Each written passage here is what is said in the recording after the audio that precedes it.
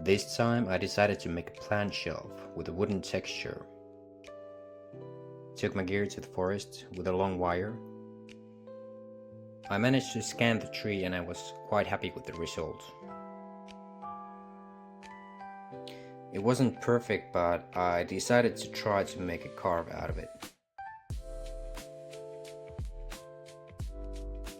Material is birch, 40 millimeters thick, about 38 centimeters long and approximately 14 centimeters wide. I'm quite happy with the results. The shape of the shelf is black alder leaf. Click the like button if you like the content and please leave me a comment what to do next. Thank you for watching.